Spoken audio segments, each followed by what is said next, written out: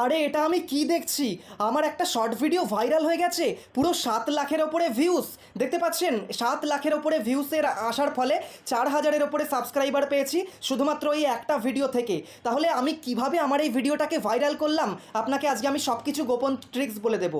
দেখতে পাচ্ছেন আমার এই ভিডিওতে অডিয়েন্স রিটেনশন এসেছে 30 সেকেন্ড, অর্থাৎ আমার এই ভিডিওটা কত ডিউরেশনের দেখতে পাচ্ছেন, মাত্র 47 সেকেন্ডের। এখন কিন্তু 3 মিনিট পর্যন্ত শর্ট ভিডিও আপলোড করা যায়, সেখানে কিন্তু 1 মিনিটের থেকেও ছোট ভিডিও আমি বানিয়েছি, আর সেই জন্যই কিন্তু বেশিরভাগ মানুষ বেশি সময় পর্যন্ত দেখেছে। একটা 47 সেকেন্ডের ভিডিওতে বেশিরভাগ মানুষই 30 সেকেন্ড পর্যন্ত টানা দেখেছে। এর ফলে 100%-এর মধ্যে 64 দেখতে পাচ্ছেন % কিন্তু ভিউস এসে গিয়েছে। এটাই কিন্তু আসল কারণ, অডিয়েন্স রিটেনশন বেশি আসাই কিন্তু আসল কারণ আমার এই ভিডিওটা ভাইরাল হওয়ার। তাহলে আপনাকে কি করতে হবে, 30 সেকেন্ড থেকে 40 সেকেন্ডের মধ্যে কিন্তু ছোট ডিউরেশনের শর্ট ভিডিও আপনাকে বানাতে হবে। আর তার সাথে আরও একটা জিনিস খেয়াল রাখতে হবে। দেখতে পাচ্ছেন আমি রিচ অপশানে ক্লিক করলাম, রিচ অপশানে ক্লিক করার পর একটা জিনিস দেখতে পাচ্ছেন, how viewers find this video, মানে আমার ভিডিওটা ভিউয়াররা, দর্শকরা কিভাবে খুঁজে পেয়েছে।